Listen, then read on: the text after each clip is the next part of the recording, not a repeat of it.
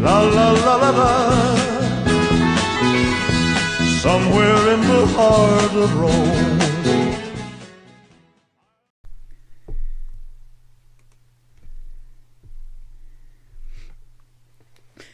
The architecture of ancient Rome.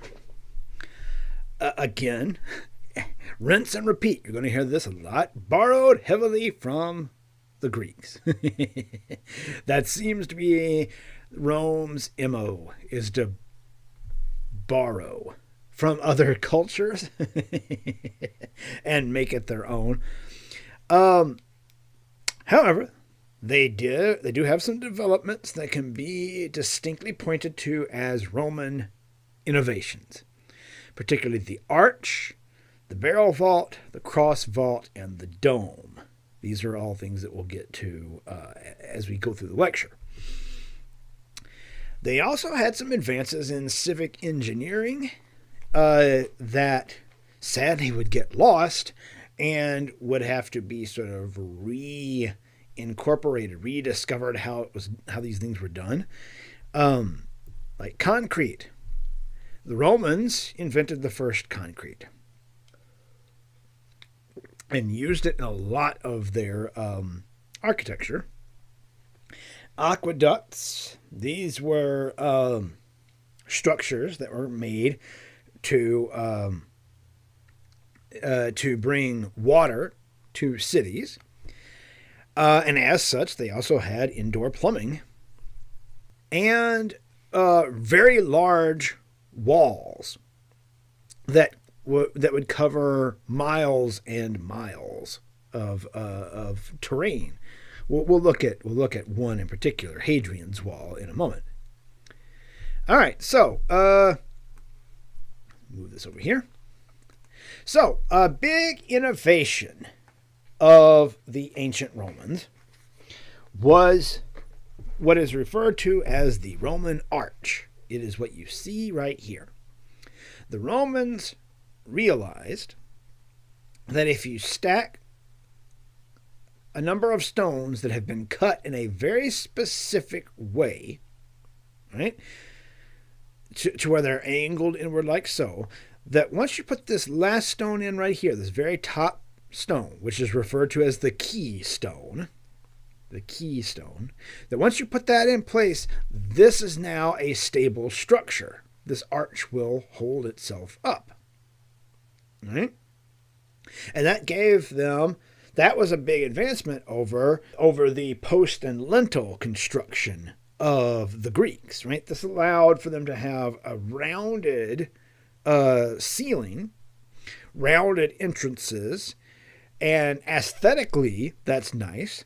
But it also allowed for them to have larger structures than the Greeks had been able to get. Because this arch is also quite a bit stronger than the post and lintel construction method. All right. Then they realized, all right, you take an arch and you just keep lining up arch after arch after arch after arch, and you can get what is referred to as a barrel vault.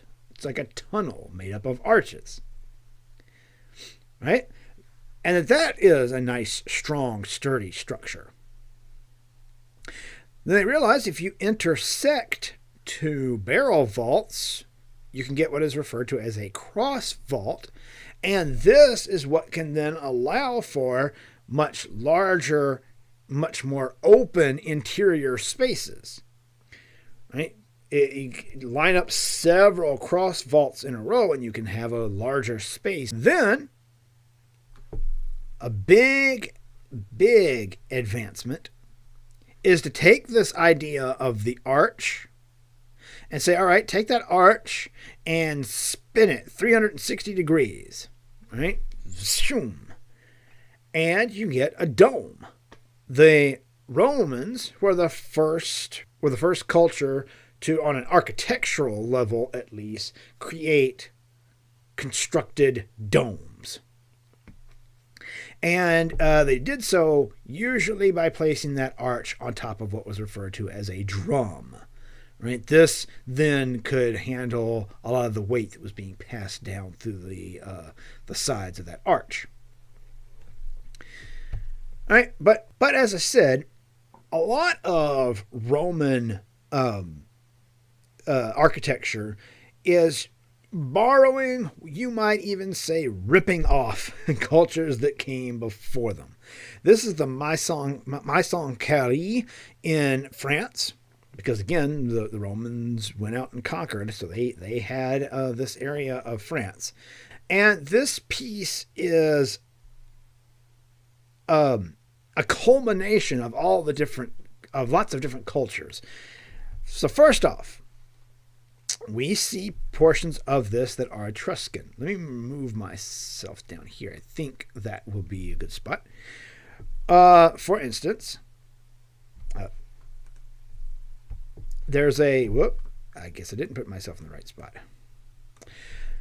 The whole thing is built on a raised platform. That's very Etruscan. There is this central stairway leading up to the front entrance, which is Etruscan. And a deep front porch, or portico, which is also very Etruscan.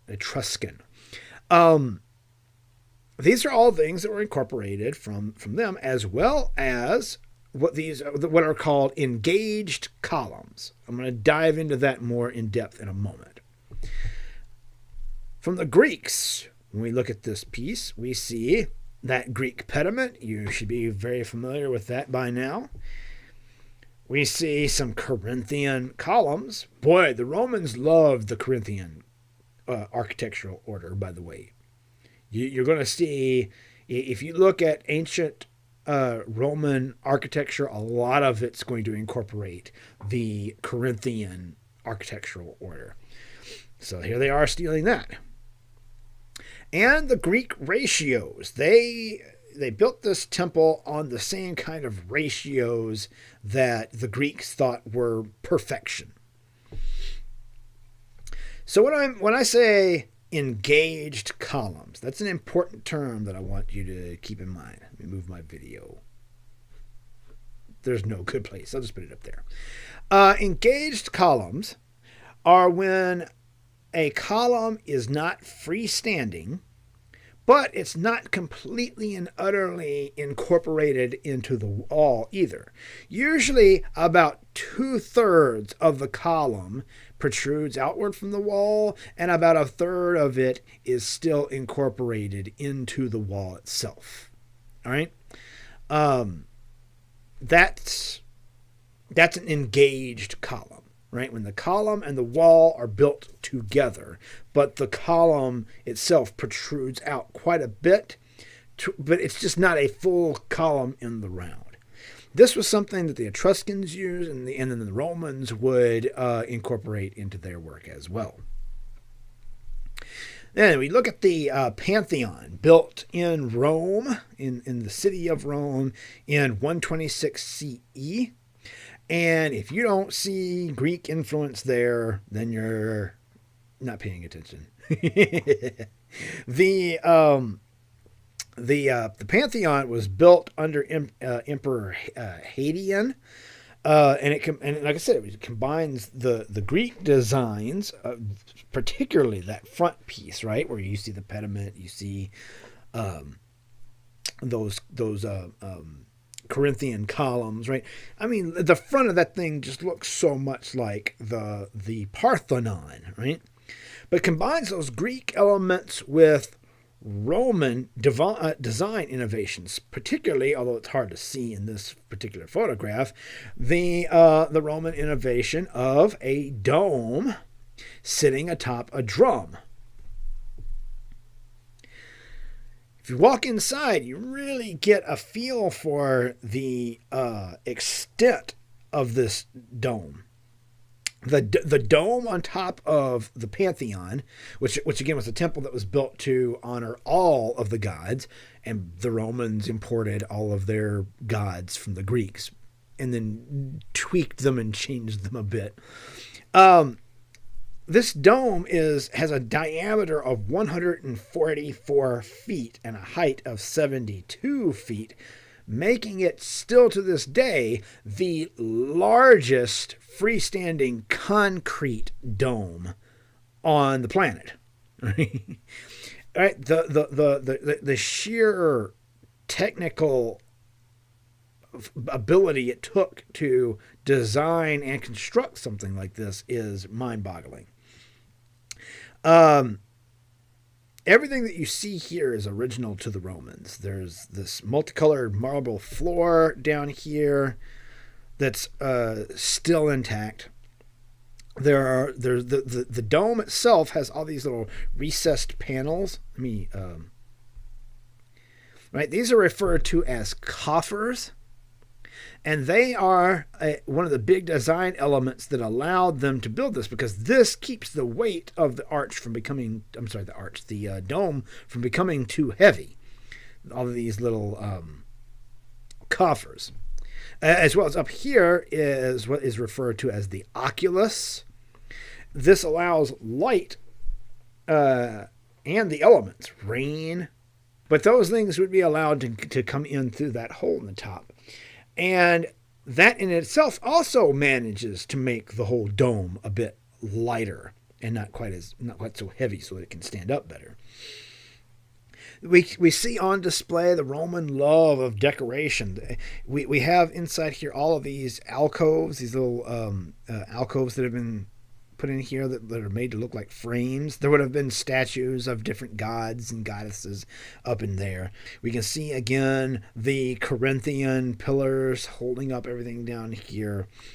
The columns themselves, many of the columns are just decorative. They don't seem to actually be holding things up.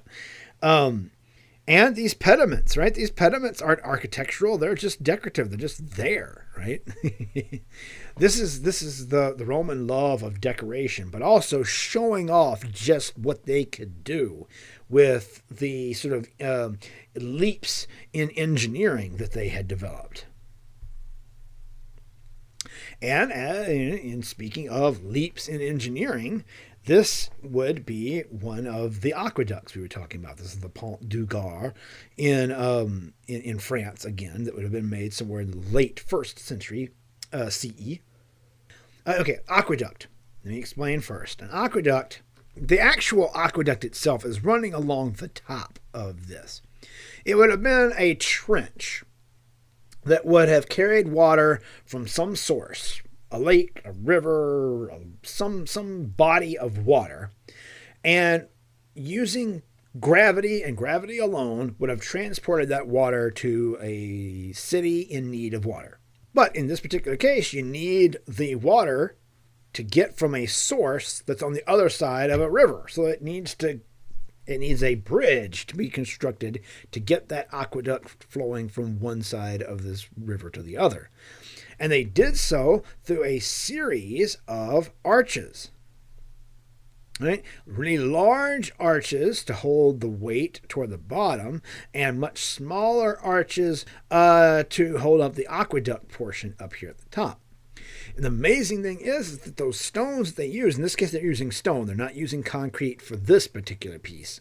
And it was done without any mortar. There's nothing in between the stones holding them together.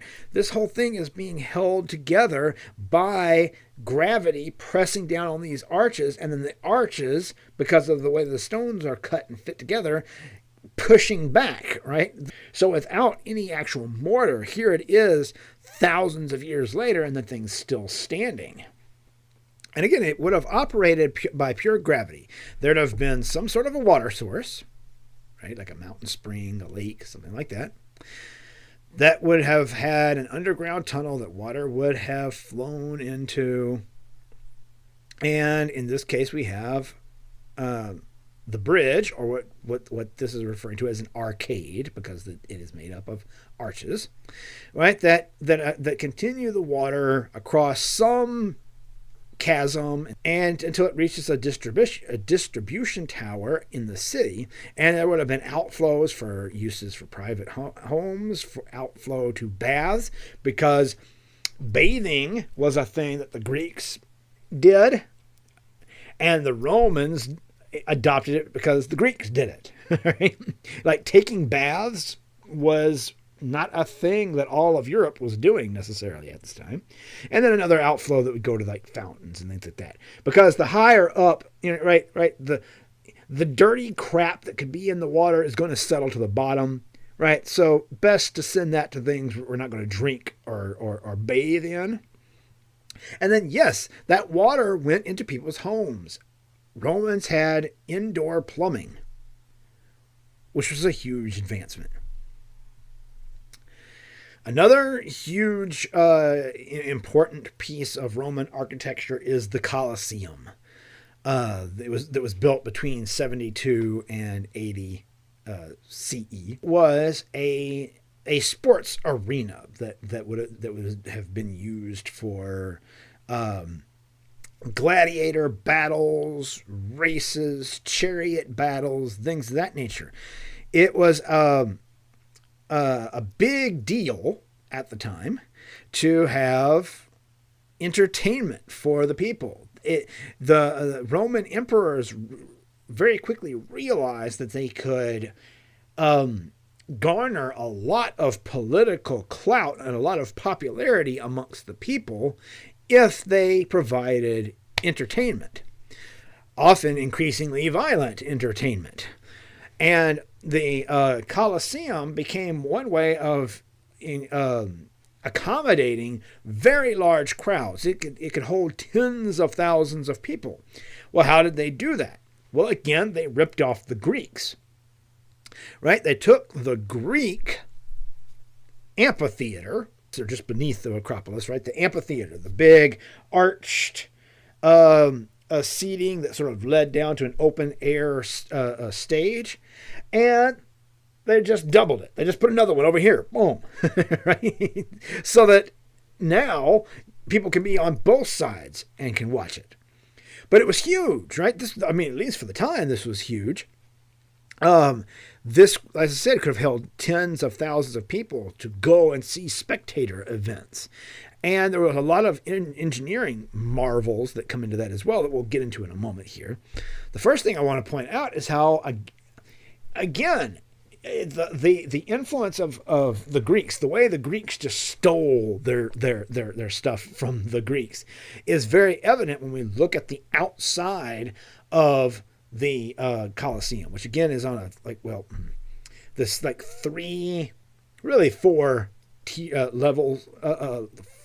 levels here that we see. And they each have, as you can see, the Roman arch, but then each of the Roman arches is flanked by columns, and those columns have the Greek architectural orders, and they ranked them by how they thought of them. All right, the Romans, as I said, really liked the Corinthian order. And so what did they put up here at the very top? There's the Corinthian order. Right? They second in their mind was the Ionic order, and notice that on the second floor here we have Ionic columns, and the least desirable, the most plain and ordinary of the orders, the one that they didn't like all that much, was the Doric. And look, there's the Doric at the very bottom level of this whole thing.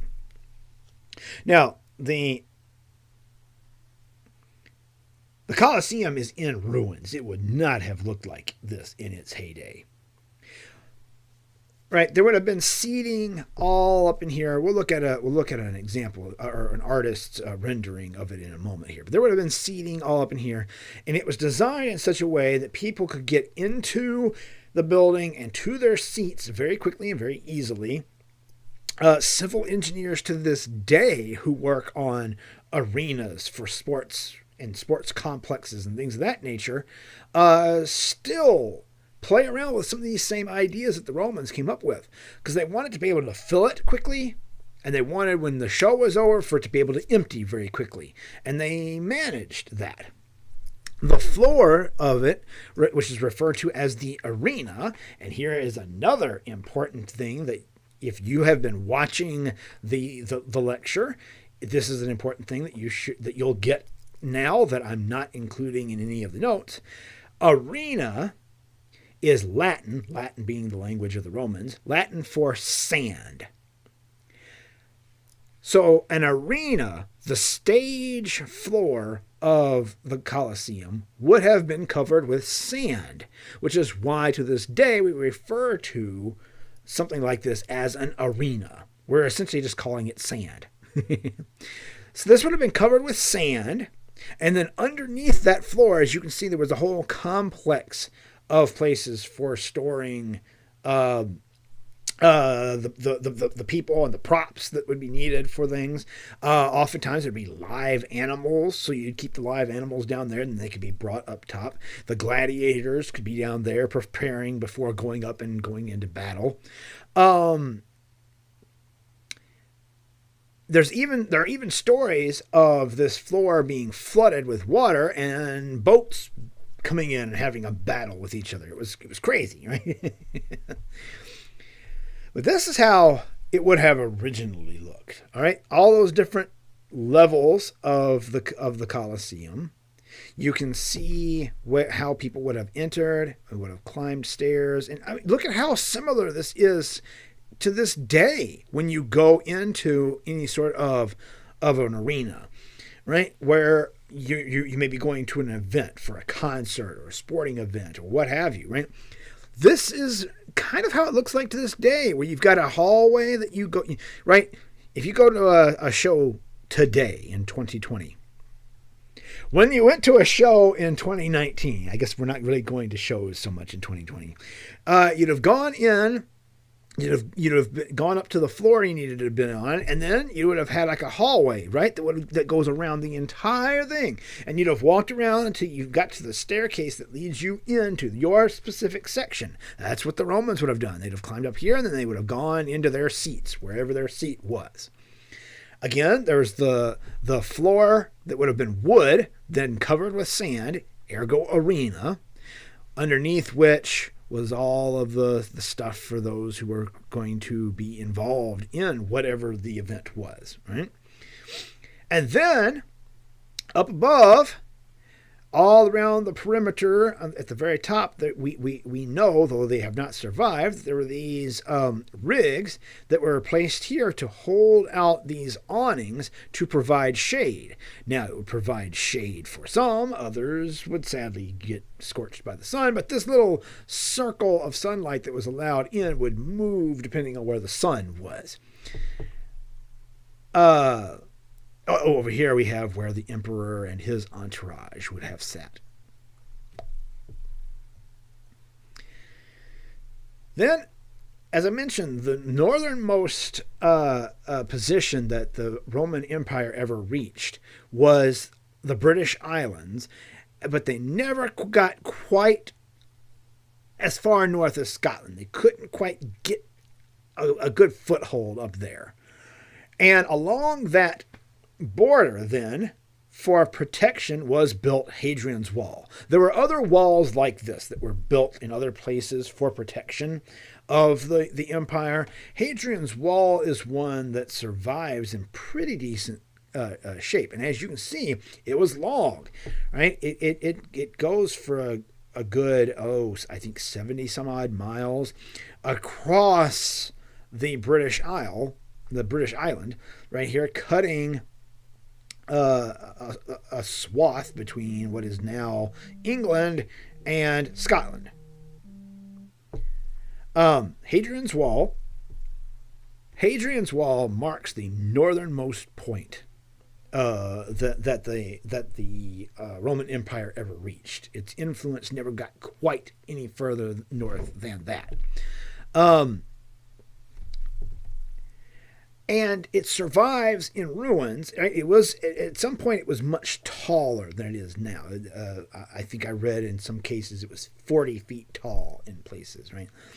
You can imagine that, a 40-foot tall wall that goes on for 70 miles, right?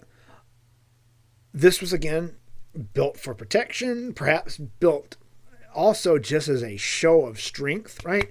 You want to show those people who are living north of that wall what they're up against should they ever decide they want to attack. And so at certain strategic points along the wall, there would have been these fortifications that would have been built into it, right? Where soldiers would have been stationed in these places. Again, this wouldn't have been so short. This is just what remains of it. This would have been much taller, quite possibly 2 or 3 stories tall, in fact. And soldiers would have been housed here. It would have been a place for signaling attacks and things of that nature. Another thing that the Romans built very often were triumphant arches. This is the Arch of Titus in Rome. There are many of these all throughout Europe, all throughout the areas that were conquered by and ruled by the Roman Empire. A triumphant arch would be an arch, as you can see, that would be built as an honorific to celebrate a particular victory or something in particular that an emperor may have done. This meant to commemorate Emperor Titus. But these would be built and inscriptions to be put on them to mark historic occasions and things of that nature. Like this one here that we can see, this is on the inside of the Arch of Titus. Relief sculpture, I refer you back to our lecture on ancient Greek art. There would be these relief sculptures that would be showcasing the things that happen, telling the stories of the things that happened that are meant to showcase the power of the Roman Empire or of the particular emperor at the time.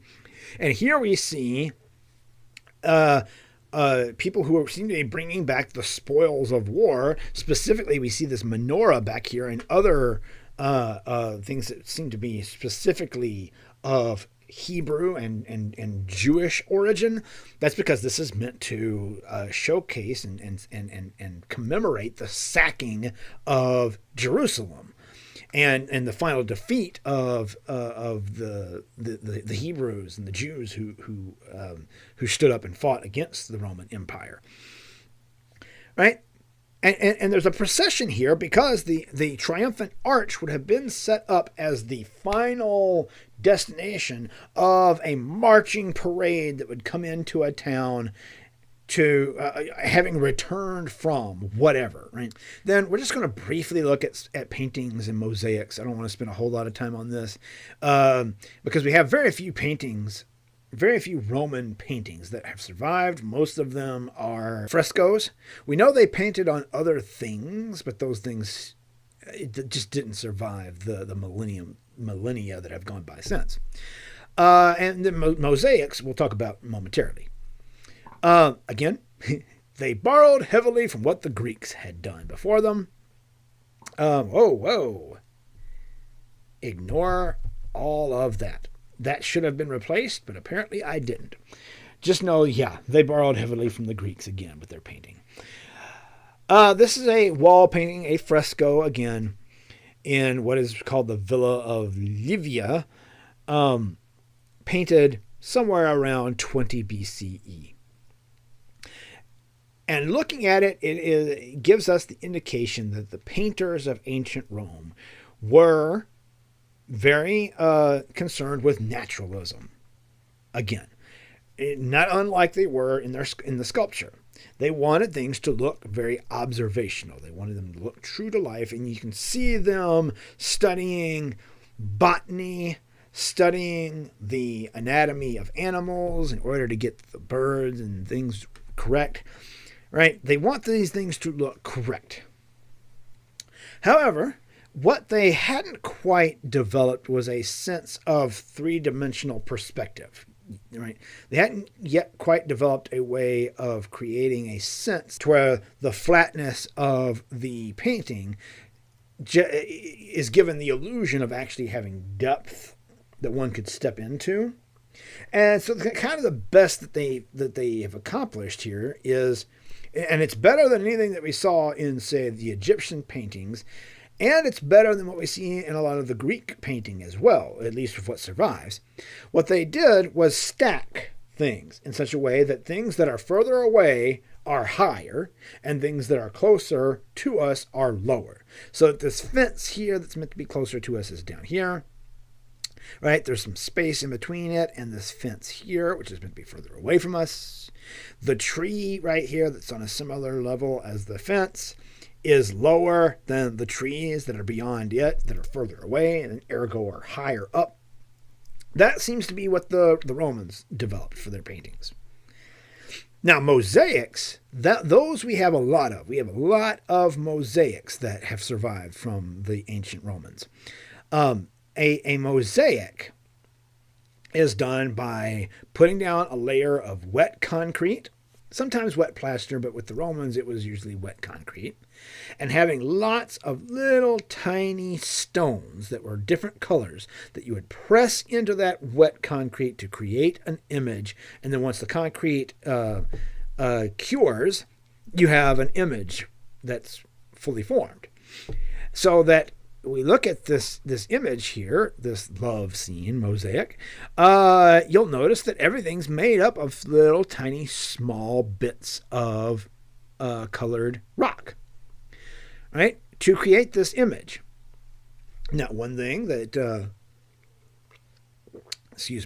the Romans are really innovating here is using mosaic to give a sense of the form of the people, the bed, what have you, by really playing around with hard-edged shapes of where the light and the shadow are. For instance, if we look at, say, this woman's arm here, right? We have pebbles of one color, a very light color, that represent where the light is hitting the arm, and then a whole set of darker pebbles here that represent the shadow, with not a whole lot of, say, a gradient in between. It's pretty much just like, here's a shape of light, here's a shape of shadow. Here's a shape of light, here's a shape of shadow. The bed, here's a shape of light and a shape of shadow. Right? And that's doing its job nicely, right? Because it gives us an illusionistic sense of these objects, these people and objects, existing as three-dimensional forms that we could actually reach out and touch them, and our hands would have something to hold on to. And it's because of the modeling of light to shadow. Hard-edged modeling, yes, but modeling nonetheless. That seems to be a Roman innovation, and we're going to just see it come back again way on down the line when we get to the Renaissance. So keep in mind what I was just talking about there. Okay, I know that was a ton of information. I'm going to edit this video down a bit because I had lots of interruptions for some reason today. So that, hopefully this will be a little bit more of a manageable experience for you. Anyway, all right, that's Roman art and architecture in a nutshell. There's a whole lot I could have talked about and covered that I didn't, but we hit some very important points. All right, take care, everybody. Have a good week. Bye-bye.